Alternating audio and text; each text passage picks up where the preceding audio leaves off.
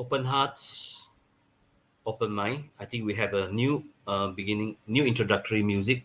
Very jazzy today. Sounds quite good. Okay, I'm Shara Wong, Open Heart, Open Mind. I'm the co-founder of the Sabra Project. So welcome everybody to the Sabra channel, the official platform of the Sabra Project. Hello everyone, myself Samiksha Mishram and I am from the Sattva Youth.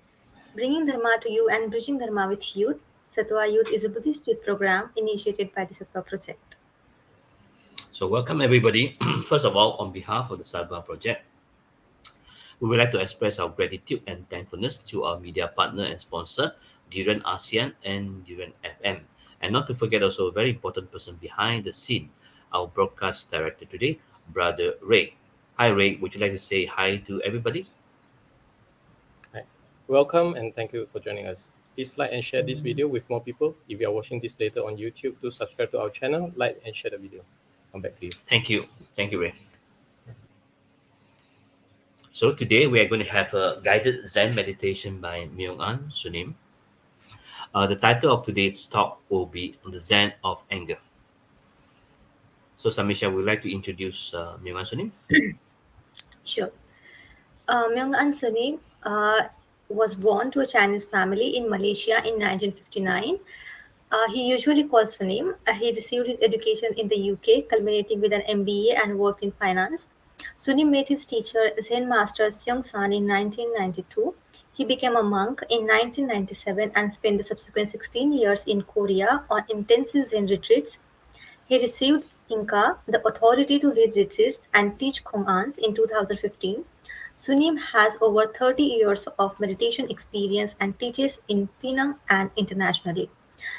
His teaching approach combines the wisdom of the ancient teachers with the science of meditation to arrive at ways of practice that are well suited to our contemporary lifestyle. We all welcome you, Sunim, to this session. Welcome, Sunim. Hi, Hi, Sunim. thank you. Hi, good evening, and thank you for a very nice introduction. So tonight I'd like to begin with a simple meditation, about 20 minutes. So I'd like to talk first about expectations of our practice. So when we get caught up in expecting something from our practice, we actually very easily can lose the simplicity of simply resting in the direct experience of the moment. Whatever arises in the moment, we kind of can lose that because we're expecting something. So at the beginning of a sitting, we can say to ourselves or make the intention, may I be mindful of whatever arises and be present for it. So we can set an intention, but intention is not an expectation that our practice should unfold in any particular way or expectation that we should achieve any particular state of mind. So it's an intention, it's an aspiration. And when we get caught up in these expectations or these inner struggles, which we might during our meditation, then we can just recognize that we've been caught up and then simply settle back into the awareness of the body's breathing and sitting. So let's begin. Let's sit comfortably in a relaxed, alert posture. Letting your eyes close gently and notice the awareness of sitting. Just sitting and knowing that you're sitting. So taking a few deep breaths to settle into this meditation. Just allow yourself to settle into an awareness of the body breathing. The body is breathing itself. How does that feel? What's the sensation?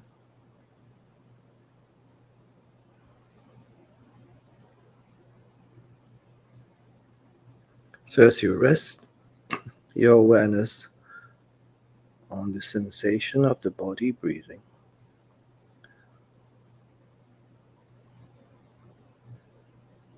sensations may arise. You may hear sounds, or thoughts may arise.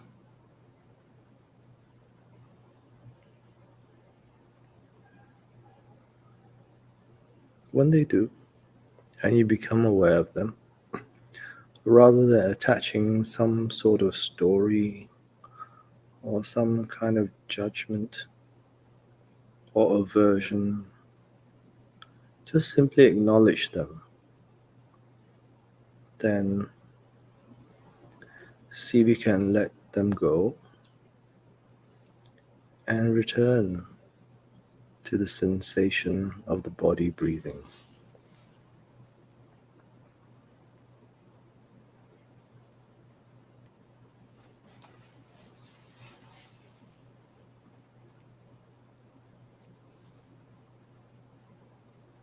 You might also become aware of different emotions,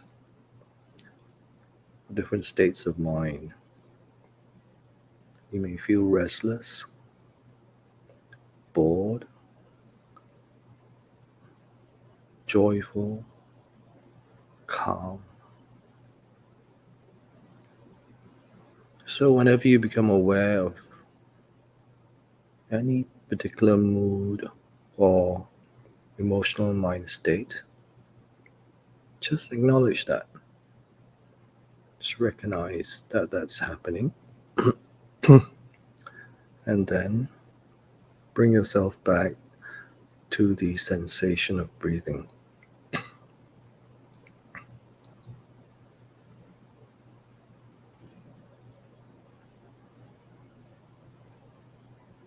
Just allow any experience to just flow through you, to come and go without grasping for it or to push it away.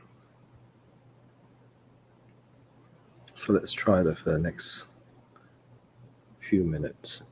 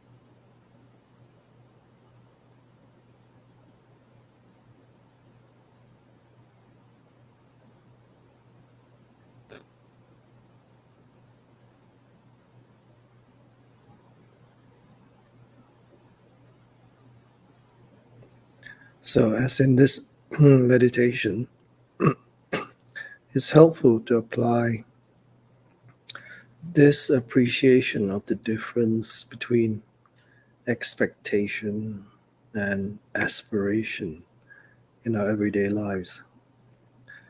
We can set ourselves goals in our daily activities, we can set ourselves intentions. But many,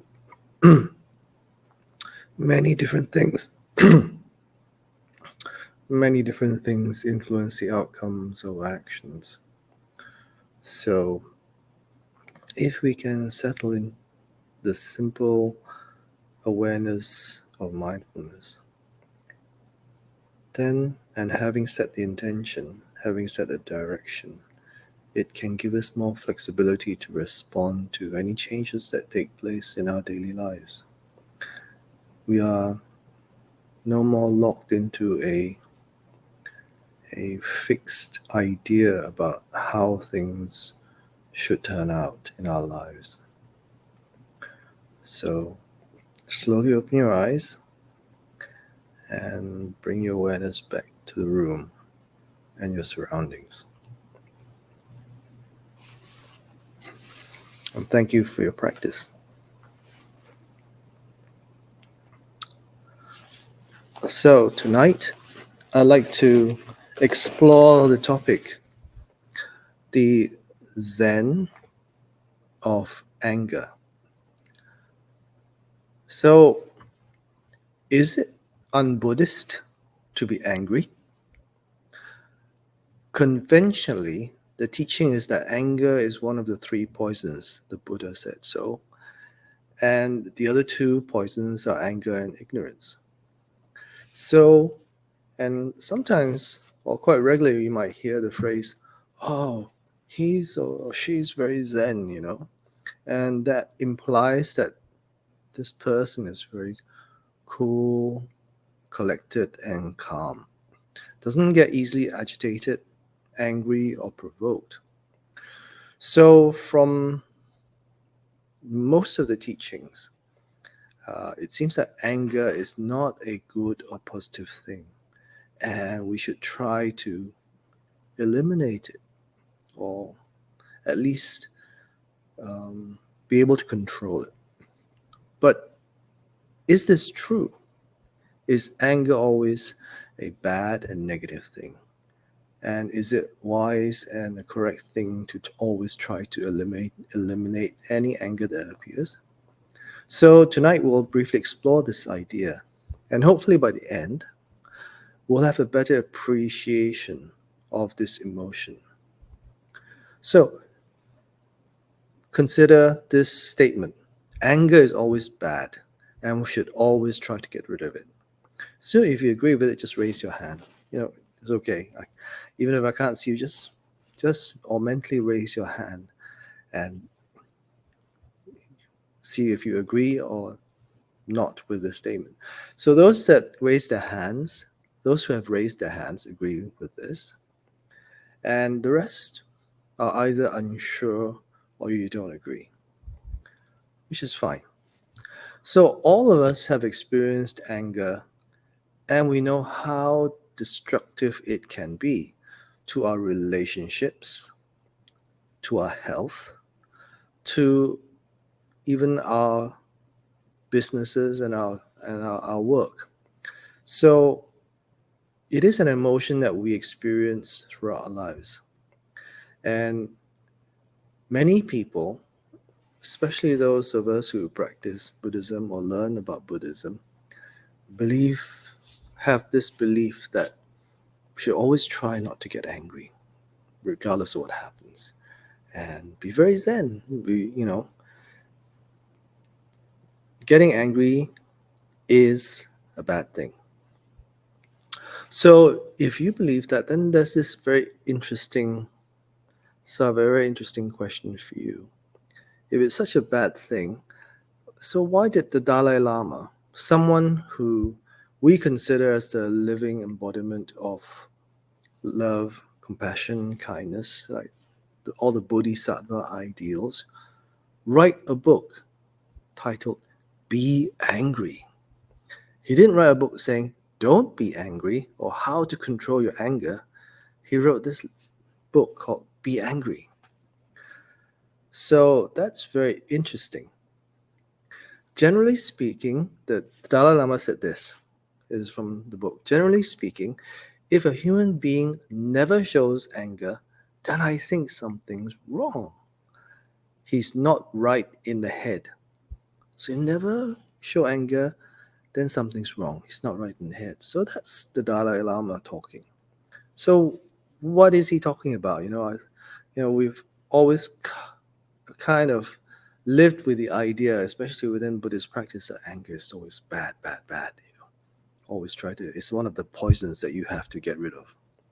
So, what's the correct view? Anger is good, or is it bad, or is it neither good nor bad? Now, most of the time, we get angry because we find somebody says or does something that conflicts with how we think things should be or should not be. That kind of anger, my teacher Zen Master Sung San called attachment anger. So, this is the most common form of anger that most of us experience. How many times have we, when we get angry, we have this thought, that person makes me so angry because of what they said or what they did or blah, blah, blah. They're very unreasonable, they're very unjust, But do we ever step back to think, this person is just behaving the way that they behave. That's their character, their personality. So, and they say what they say, or they do what they do. Then what's the point in letting myself get angry and upset because of something that they do? I mean, how many of you, or how many times have you ever thought that? Probably very little. Maybe some of you may have. But so this anger can be very strong and it controls us, but we have to see what is going on. Okay. Somebody once asked Zen Master Sung San, where does anger come from? Then he replied, from not being able to believe yourself 100%. So that means not having any confidence in your own self. So when you cannot fully believe yourself, it means that you have pretty low self-confidence. And the way for you to find security in yourself or feel good about yourself is to stick to some rigid kind of worldview. This is how I see things, and that's how things should be. And when something happens that conflicts with that worldview, or somebody questions your worldview, you lose your cool. So we have this Zen student, and her name is Carol, not her real name. And she was, when she was young, teenager, she was very, very smart, very, very bright. Was able to go to top universities in America and got a PhD also. But when she was very young, she was kind of a very unconventional teenager. Didn't behave like her friends or, So, and her mother was always trying to get her to behave conventionally, be nice, wear, proper clothes, or, do these conventional things that your friends like to do. But she would never. She would always want to do things her own way. Not bad things, but just doing things differently. And her mother, they would always get into arguments. Her mother would always try to control what Carol did. But, Carol, being very smart and pretty mature for her age, was always able to do what she wanted to do. And the mother, of course, got increasingly frustrated, as many mothers do. They want their children to to fit a certain kind of mold, how you should be, and how my daughter should be. Okay, not good, not bad. So one day, again, I think Carol likes to dress in different, fairly unconventionally, not the way that the mother would prefer. And then she was getting ready to go out and do her stuff. Then again, the mother got into this kind of uh, rant or nag, and then she ended up, she got herself more and more worked up. Why are you doing this? Why do you do this? Why do you go out with those friends? Why are you going to this place? Why do you stay out so late at night? Blah, blah, blah, blah, blah. And then she worked herself up to get to, a fairly upset state of mind and quite angry. Then she ended up by like almost shouting at the daughter, "You make me so angry!" Now, both the mother and the daughter both practice meditation that had been doing for quite a few years. So the daughter, instead of shouting back at mother and said, "Oh, you're full of rubbish, blah, blah, blah, blah," she just turned around to her mother very calmly, and said to her, "Mom, I just do what I do. Not trying to get you angry, but you make yourself angry." Then that kind of bam. Sometimes when somebody tells you the truth, there's nothing you can do but to just accept it. So the mother realized what Carol said was true, She wasn't doing anything to provoke her. She was just living her life as she thought she wanted to, and, doing the stuff that she wanted to do, not in any way trying to provoke her mother.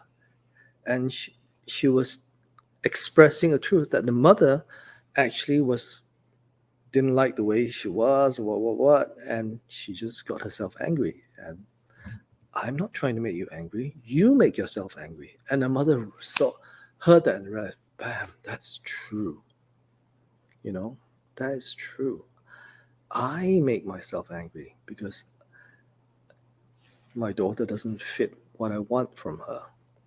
So then from that point onwards, and because of their practice and being able to let go of many things, the relationship got better. And the mother was able to step back and allow her daughter to do the things she wanted to do, as long as it wasn't didn't put her in any danger or any risk of harm. So that kind of anger comes from attachment to my idea, attachment to my opinions, attachment to how I think things should be or should not be. And we all walk around with that all the time. When somebody drives in a certain way, why are they driving like that? Or why are they driving so slow? Just this morning, I was stuck behind the driver who was taking his own sweet time, road is clear. And, I was saying, why is driving so slow? Then I realized, that's you. He's not driving slow or fast. He's just driving, and you're the one that wants to go faster. So that is attachment, anger, attaching to my idea, my condition, my situation, my condition. And anything that conflicts with that, we don't like it. Then one of the ways we deal with it is to get angry. Okay? And it's not easy to see this attachment, anger. Although anger is one of the things that's pretty easy to see for ourselves. But often we just think that we're right. I'm right. Why should I say sorry? Why should I apologize? I'm right. They're wrong. So we often feel we have to be right and for others to agree with us. That's how most of us are. I'm always right. And if you don't agree with me, then you must be wrong. So it's very common, and I'm sure you've all experienced it. So the second kind of anger is reflected anger. It appears when we kind of react to somebody else's anger at us and just, bam, reflect it back at them. So say you're walking down the street, checking your handphone, and then somebody's all walking in the opposite direction, also looking at their handphone. And then you don't notice each other, and you kind of hit each other uh, on the street. You bump into each other. Then the other person, kind of shocked and surprised, and shouts quite loudly at you, "Hey, you idiot! Why don't you watch where you're going?" Then you get this force of anger thrown at you, and immediately you kind of just like throw it back. Why don't watch where you're going, you idiot, or whatever, And it's just that boom, boom. That's reflected anger. Somebody gets angry at us, throws it at us, and then we're like a mirror. We throw it back. Like sometimes you see it. I often feel it very much when I'm driving. I don't know driving here in Penang, but sometimes people beep at you and they want to cut in or whatever. Then you get this immediate reaction. You want to beep back. You want to honk back at them. That's reflected anger. It happens very fast. Almost you don't actually realize that it's happening so quickly. It's kind of almost like a habit. Somebody hits a ball at you hard, you just hit it back.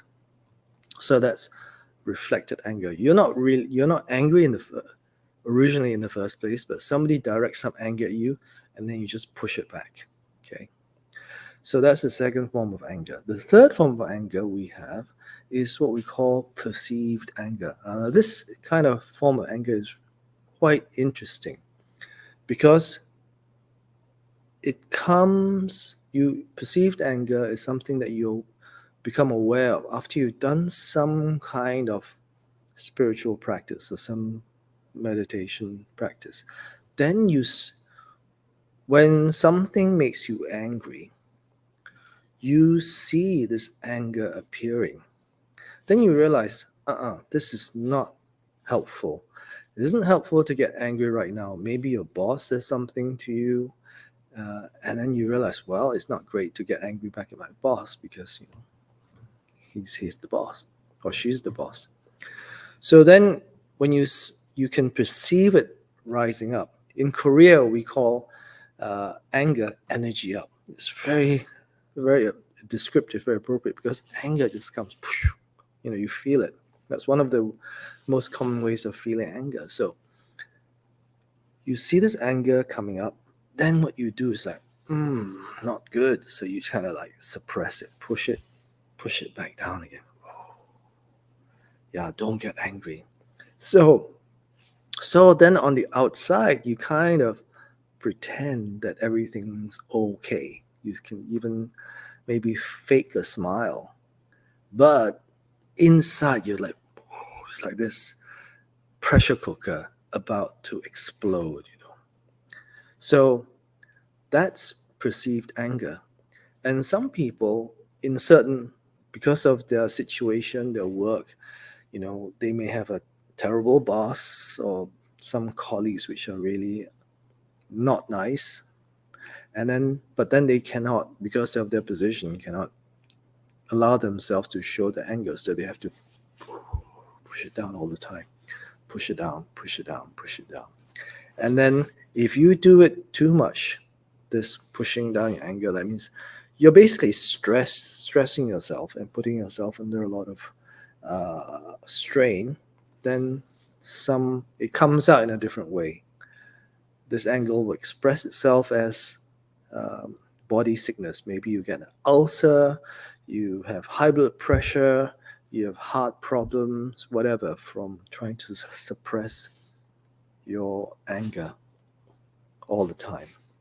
Or maybe one day you've been suppressing and somebody really kind of triggers something and then suddenly, boom, you explode, and uncontrollable, completely uncontrollable explosion, and then everything's a huge mess. So that's perceived anger. Perceive your anger, push it down. Then the last form of anger is compassionate or loving anger. So anger has certain energy. All of us know that. And we can direct this anger in either a constructive or destructive way. And those ones, one student told me, and this student is Zen student is actually quite small in stature, not a very big sized person, but has a very strong anger habit or anger karma. So he said one time he got very angry, about something his friend did or said to him, that when he left the friend's door, he was so angry. He was so angry. He slammed the friend's metal gate. In Malaysia we have two doors, wooden door, then a metal door which is for extra security. Yeah. This is Malaysia. So then he slammed this metal gate or door so hard that it made the door kind of go out of shape, and then couldn't close it anymore. He was that angry, even though he was quite small, but the force of his anger energy was so strong that he was able to kind of bend the metal gate. So that's angry energy. But fortunately, it's just a door. Luckily, it wasn't somebody had hurt. But anyway, coming to compassionate or loving anger. One time, one of my teacher's students decided to go to do a long solo meditation retreat, 100 days, and it take food and everything for 100 days and not see anybody. So it's very hard. It's very hard practice, and a lot of things that he had to do for himself that normally wouldn't have to do in a group practice. That means it was winter time, so he had to chop wood, light fire, empty his own trash, etc., cook his own food and everything. And so in this tiny log cabin up in the mountains. So at the beginning it was very hard. It was very hard because also he was getting up at midnight doing practice, a couple of hours, then going back to sleep, then getting up at 3 o'clock. All this kind of very intensive schedule. So very hard for the first 60 days. He had to struggle. And many times he thought about, I'm going to give up. But by the 80th day, he sort of settled into his rhythm. And he was able to do it, Everything was okay. He could do it without a problem.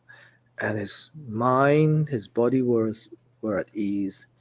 And he felt, okay, I wanted to see if I could do this retreat. I can. So now time for me to go. I've basically accomplished what I wanted to accomplish. So he went down the mountain, walked a few miles to the nearest public phone. And in those days, it's just like with a coin thing. There was no cell phones in those days. So he called Zen Master Song San, and Zen Master Song San picked up, hello? And he said, oh, hello, sir. This is Sihoi. Sihoi, hello. Oh, why not on retreat? Because he was aware when his students' retreat started and ended. Oh, some problem? And then Sihoi said, no, sir, no problem. I can do everything now. I can do a whole schedule, go do a retreat. So everything is no problem. So I can finish the retreat and go home now. Then Zen Master said, what? Zen end retreat? No, not finished yet. Why end retreat? Then Sihoi persisted. I can do the retreat. The schedule, everything is no problem. I can end now. Then Zen Master said, no, you must go back. Finish the retreat. Finish 100 days, Then again, Si Hoi really wanted to, just finish. And say, why, sir? I can do everything, no problem. Why do I have to finish the retreat? Why do I have to finish it? And it's like this became almost like this young kid talking to their parents. Why do I have to do this? Why do I have to do this? Then at this point, Zen Master Sung San's voice got really loud, and we know because there was somebody else in the room with him, one of his other students and monks. And then he said, why? Why? Why? And he really shouted. And he said, for all beings. And he slammed down the phone, And at the other end, Sihoi told us like he got a shock, because it was so loud and it almost deafened him. He's like, oh, okay. Then he put down his phone and his hand, and he walked a few hours back up the mountain and finished the retreat. Now, in Zen Master Sung San's room, this other student saw what was going on, and Zen Master Sung San shouted really loud, for all beings. And when he shouted that, his face went completely red. It's like all his energy was directed towards his student. Then he said it was very strange, like almost astounding. Like just like a millisecond later, he just turned after he slammed down the hood, he turned around and his face cleared up and he was smiling. He said, my student, mind not clear. So I put all my energy into the phone. And then he started laughing. So this moment of just this anger or this apparent anger just completely disappeared. So that's an example of great love anger or compassionate anger. You're not angry inside. Okay? Inside is not angry. Inside only wanting to help my student or love my student. But because student's mind is kind of confused and not clear, then you have to express some strong energy and help that student become clear. So that's why, when he put all his energy to shout, his face went red. And for all beings, then boom, then everything went back to normal again.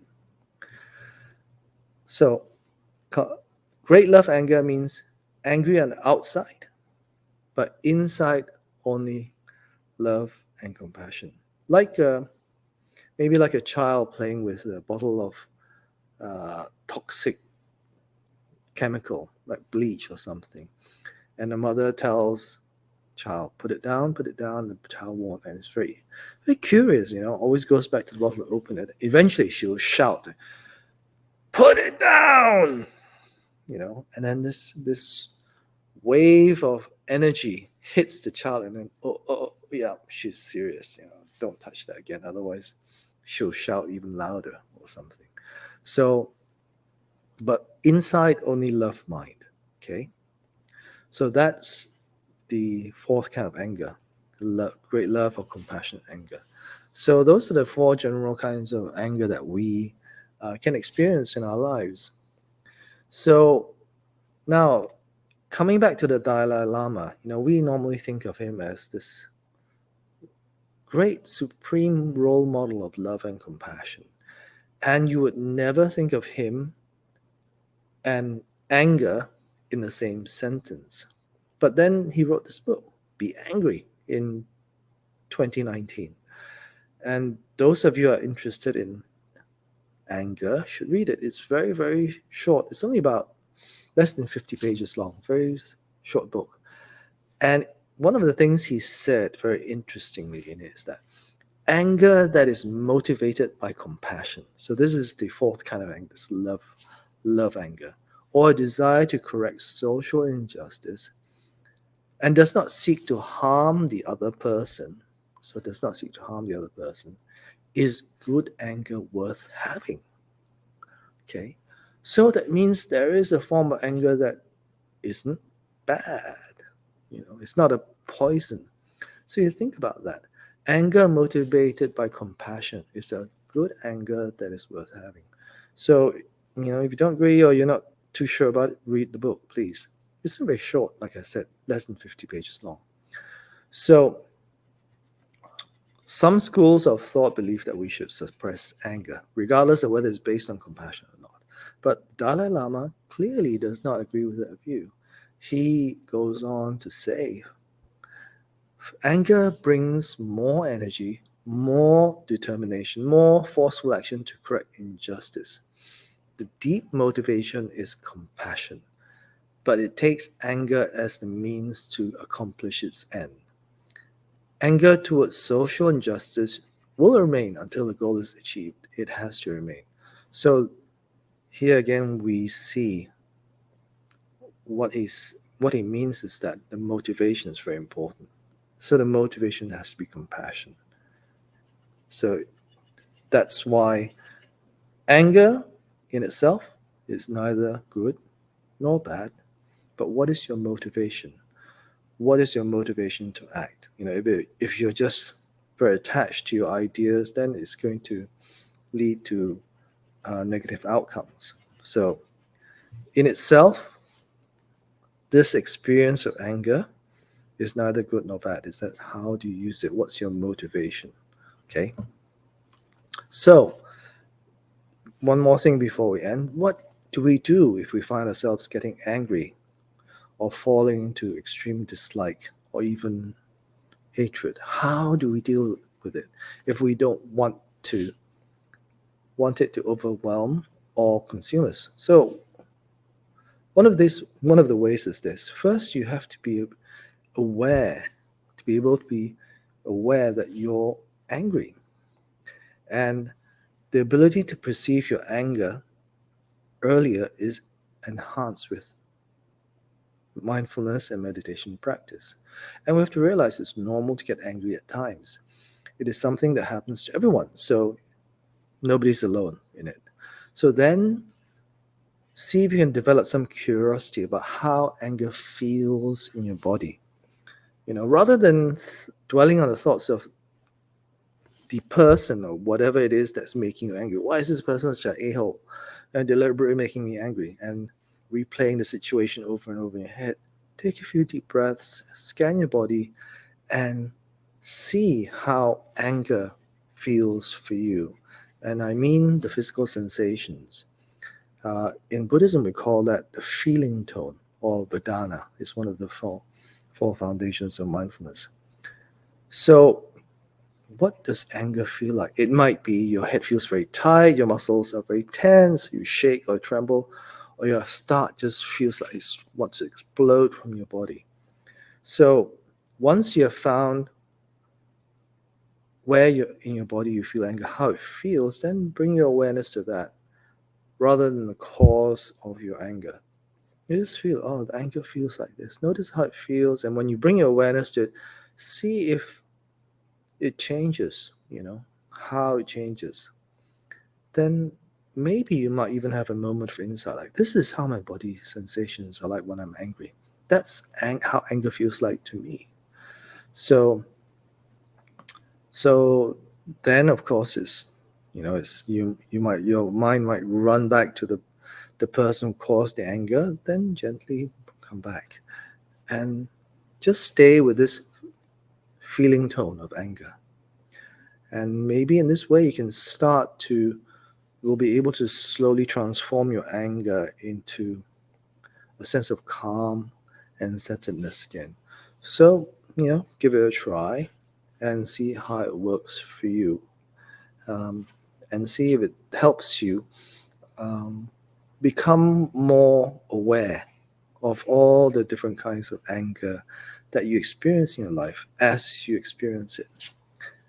Okay, so that's the end of this talk. Anybody, any questions?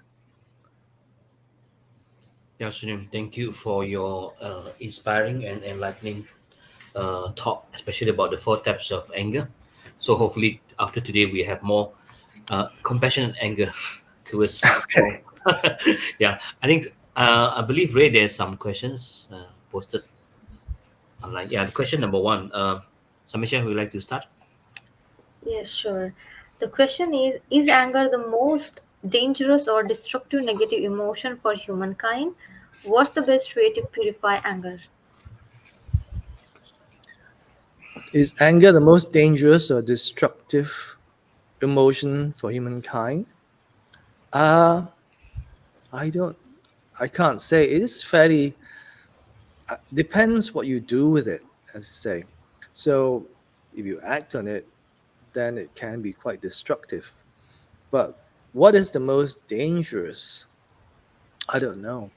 Maybe it's an ignorance of the truth of how this world is, and then everything that flows from that. Or perhaps it may be uh, this misguided belief in the fact that a bit misguided belief that the self exists, and being attached to me, I, my, me, and everything that comes from that. So there are many things. There is not just one thing, and it can be different things at different times, which can cause a lot of harm. So, so it's very hard to say whether it's the most destructive negative emotion, but it can be destructive depending on how you react to it. So, what's the best way to purify anger? I think I talked about that. First, it's not about purifying, okay? And when you purify something, you think of it as a poison or something that is negative. But actually, as we discussed in this short talk, that anger is an emotion, just like any other emotion. It's not good nor bad in itself. Okay, in itself is what you do with it. So it can be compassion anger, or it can be attached anger. So you just have to be aware of what kind of anger that arises, and then respond accordingly with awareness and with compassion and wisdom. Okay. Yes, Sunim, to add this, I would like to say in Abhidharma Kosha Bhashya by Vasubandhu, it is also mentioned that the clinging to the view, self view, is the most, how to say, mistaken views. So that could be like you have rightly pointed out. So I just Yeah. clicked in my mind that Yeah. in It's a Sanskrit it is called it's a Vigatatma Drishti. deluded view. A deluded Yes, view. exactly. Yeah. Yeah. That could be, Thank yes. you. Thank you. Okay, Okay. Any we have a other? next question. Okay, second question by Tom. Okay, how can we use anger as a skillful means to help or teach others? I think Sonia has answered it in partly just now, like what the ancient Zen master did. Yeah, Uh, Sonia. so, first of all, we have to kind of master our own minds, first of all. It's like we have to realize what is going on in our minds before we can use it skillfully. Anger or anything, desire, ignorance, anything. So, like the Buddha said, mastering the mind is the most important thing. What is going on in your thoughts, and being mindful, being fully aware of what it is, and recognizing that whatever goes on your head is not fact. Thoughts are not fact. Thoughts are not reality. They're just electrical impulses going through your brain. So then you have to be able to discern what is the correct situation and what isn't. From all the stuff that's going on in your head. If you can step out and then see your thoughts like a TV movie or a drama, you'd be so shocked. Like, what's all this stuff? Like when I sit in meditation, sometimes all these thoughts go into my head. And where did all this stuff come from? It's like a mess if you really are honest about it. It's a mess. So that's our practice. Don't attach to the mess that's going on in your head, and then see if you can become more present in the moment and not get caught up in all this stuff that goes in your head, then you can see more clearly. You can you can feel more clearly. You can talk more clearly. You can hear more clearly, and that is actually much better than all this stuff that's going on in your head. So yeah, did I answer the question? I can't remember the question. I don't see it anymore. Can you display the question? Yeah. How do you Yeah. use anger as a skillful means? Yeah. So you have to practice, and then when different situation comes up, then you see, okay, I understand that I can use this, like with the story I told you about the mother and child, but and the story about my teacher and his student. But you have to have a very grounded uh, center before you can do that. Otherwise, this anger will just control you. If you give in to it, it'll control you. But you're not trying to fight it. You just become more aware of it, and then see if you can use your body to help you feel anger. Then maybe something, once you are more skillful at that, you can start to to use anger in a compassionate, positive way. But takes practice.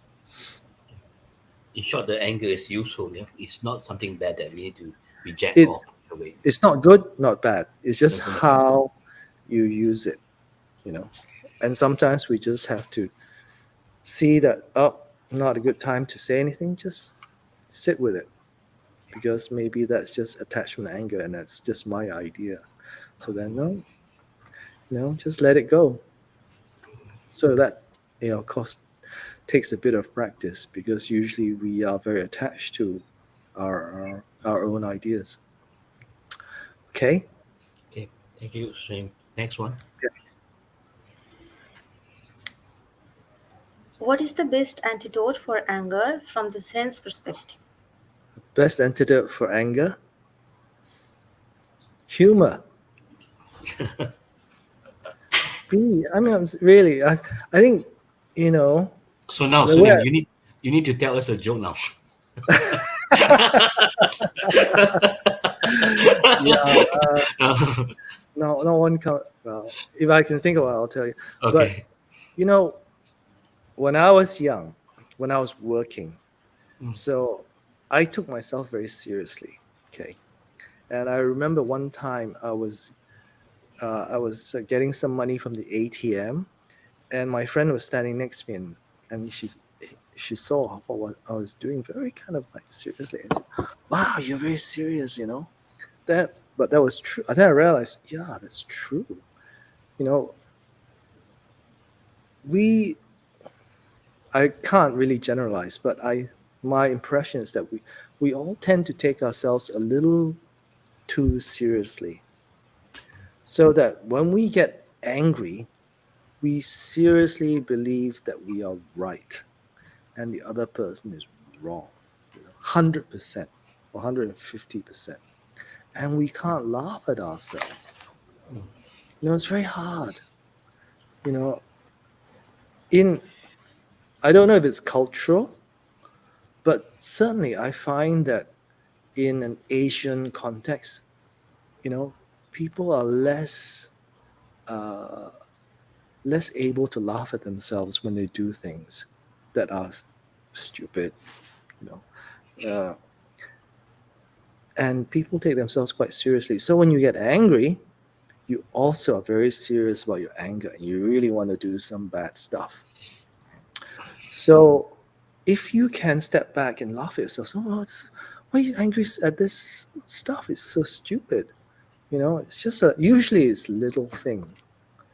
Usually it's not big things that somehow provoke your anger. Maybe somebody said something that you didn't like or whatever. Then you can't let go, and you get angry. Okay, like oh yeah, just yesterday I was just one of my students' mother. I was sitting at a stall trying to talk to people about climate change. So then she said, "How are you doing?" I said, "Well, not many people want to talk about it." And she looked around and said, "Oh, look, you've got these banners here and banners there. They can't see you. You have no confidence." She said, "You have no confidence in yourself. So, you have to open it and have confidence." And, I could see that she was really like, I'm right. So that I kind of little laughed at myself inside because, in the past, I would have got angry and said, "What do you mean I got no confidence? I have every confidence in the world. You know, I'm a guy with lots of confidence." But then I just said to her, "Yeah, you're right. I have no confidence. What should I do?" And then that kind of diffused the whole situation. Then he said, "Oh, you should do this, do this." That's okay, okay. You're right, you're right. I have no confidence. I have to learn some more confidence. Then it became kind of like a humorous situation. Mm. It could have gone the other way, I kind of said, "Oh, of course. How do you dare you say it? I'm a monk. How can you criticize me like that?" Okay, but it's like, what? It's only a little thing. Yeah. Okay, it's a small thing. So I think humor and the Dalai Lama, I love the way that he laughs so much all the time. He's if you want to think of somebody who can diffuse anger, look at him. Read the book. Read his book. Yeah. Okay. Thank you. Thank you, Sunim. Okay. The next question. It's my turn, I think. Susan's asked, according to some psychologists, anger itself is not unhealthy. So we should have healthy anger, meaning that we should express our anger healthily instead of suppressing or avoiding it. What Sunim takes on this? I think I kind of said that, Yeah. right? Yes, yes, yes. Let me Okay. answer. So, Yeah. okay, Susan already covered the talk in the talk. So Yeah. just if you missed it, please just go back to the second half of it. Okay. Next one Okay. then. I think it's the last one. Leela asked, some say that we should at the nature of anger and let it self-liberate at the moment when we watch it, instead of using any method or antidote to purify it.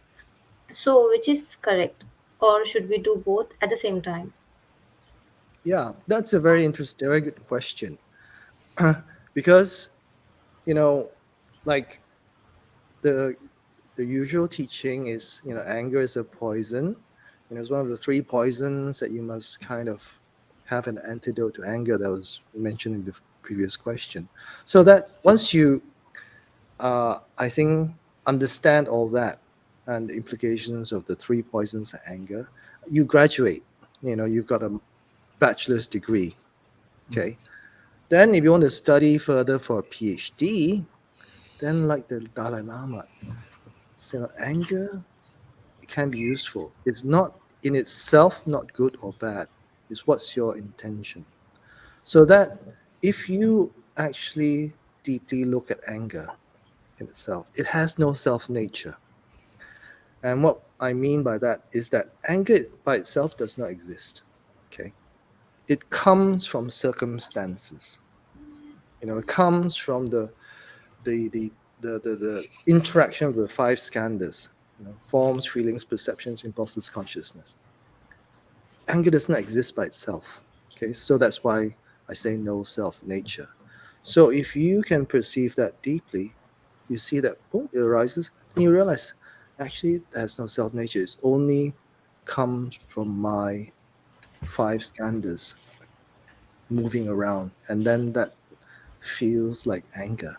Then if you see that, boom, it's very easy to just let it go. Okay, so that's the no nature of anger rather than nature. Anger has no self nature. So no need to self-liberate because there's no self-nature. If you can perceive that, but that takes some practice because it's such a strong emotion that it can kind of control us and consume us. But if you practice more, then you see, like in itself, anger does not exist. We bring it into being with our thinking, our feelings, the five skandhas. Okay.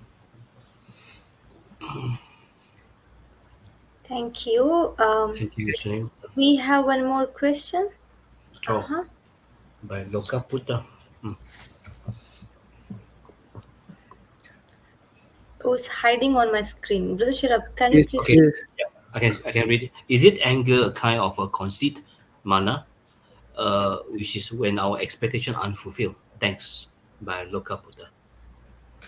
well, yeah, in a way, yeah, you're right that we expect certain things. We want things to be a certain way, and when it does not go that way, one of the reactions that we can have to it is anger. It's not always going to be anger. It can be disappointment. It can be sadness. It can be many things if your expectations are unfulfilled.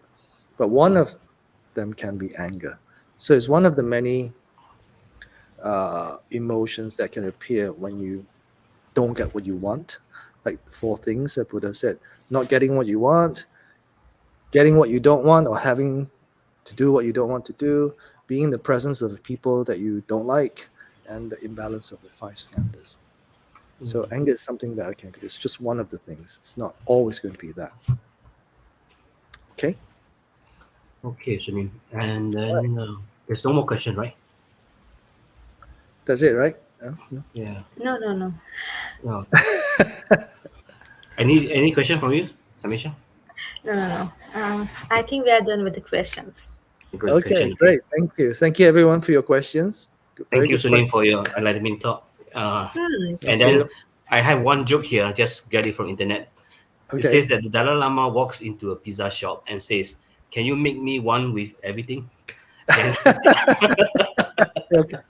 That, and after Dalai Lama received the pizza and then he waited, he said, "Where's my change?" Then the seller say, change has to come from within." okay. That's a quite popular joke. I have to remember that joke. Yeah, thank you, thank you. We wait for Thank your you. Zen joke next section. Yeah, Sunim. Okay. Okay. Okay, thank Thank you, you. Sunim. Thank you, All right. everybody. Good night. Good night. Thank you. Yeah. Oh, I have a next announcement to make. Misha. Yeah. Uh-huh. Okay, we have a next guided meditation on mindfulness and the four immeasurables by Patricia Snyder on 11th of September. So I hope our audience would join this and I hope they will enjoy. Now I would like to request Venerable to please recite this four great vows. So please put your palms together. The four great vows. Sentient beings are numberless. We vow to save them all. Delusions are endless. We vow to cut through them all. The teachings are infinite. We vow to learn them all. The Buddha way is inconceivable. We vow to attain it. May all beings be happy, well, and safe. Thank you Thank very much, you. Sunny. Thank you, Sunim. Good Thank you, night. everybody. Good night. See you next time. See you next time.